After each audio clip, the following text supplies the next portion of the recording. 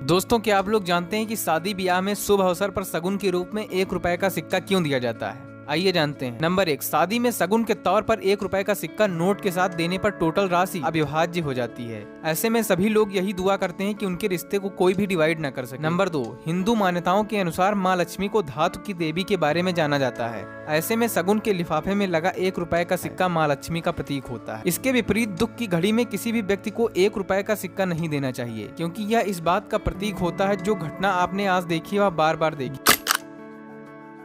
दोस्तों, आप लोगों ने पनीर तो बहुत खाया होगा, लेकिन क्या आप लोग जानते हैं कि दुनिया का सबसे महंगा पनीर कौन सा है? दरअसल इस पनीर का नाम है प्यूल चीज। इस पनीर को सर्बिया में पाए जाने वाली खास प्रजाति की गधी बाल्कन के दूध से बनाया जाता है। इसका प्रोडक्शन केवल सर्बिया के जस्बिका स्पेशल रिजर्व में किया जाता है। इसको बनाने में 60% बाल्कन गधी का दूध तथा 40% बकरी का दूध इस्तेमाल किया जाता है और 1 किलोग्राम पनीर बनाने के लिए बाल्कन गधी के लगभग 25 किलोग्राम ताजे दूध की आवश्यकता पड़ती है। इस पनीर की कीमत 800 से 1000 यूरो यानी लगभग 80,000 से 82,000 रुपए प्रति किलोग्राम होती है। इस गधी के दूध का सौंदर्य प्रसाधन की वस्तुओं में काफी ज्यादा इस्तेमाल किया जाता है, इसलिए इस गधी के दूध की कीमत बहुत ही ज्यादा होती है।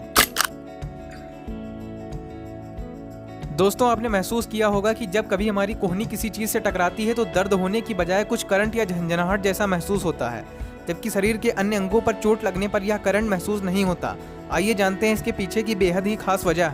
दरअसल कोहनी की जिस हड्डी के टकराते ही हमें करंट जैसा महसूस होता है उसे आम बोलचाल की भाषा में फनी बोन कहा जाता है। वहीं मेडिकल साइंस में इसे अल्नर नर्व कहा जाता है। यह नर्व हमारी गर्दन, कंधे और हाथों से गुजरती हुई कलाई तक जाती है और इसके बाद यहाँ से बेंट होकर रिंग फिंगर और छोटी उंगली पर समाप्त हो जाती है। इस नर्व का ज्यादातर हिस्सा हड्डियों, मज्जा और जोड़ों के बीच सुरक्षित रहता है, लेकिन इस नर्व का कोहनी से गुजरने वाला हिस्सा केवल स्किन और फैट से ढका होता है। ऐसे में जैसे ही कोहनी किसी चीज से टकराती है तो सीधा इस नर्व पर झटका लगता है और हमें करंट जैसा फील होता है। यानी जब यह दबाव अचानक से सीधा आपकी नर्व पर पड़ता है तो आपको तेज झंझनाहट या करंट और दर्द का मिला जुला एहसास होता है। दोस्तों, आपने कभी न कभी कुआं तो देखा ही होगा। अब सवाल यह है कि कुआं हमेशा गोल शेप में ही क्यों बनाया जाता है, चौकोर क्यों नहीं?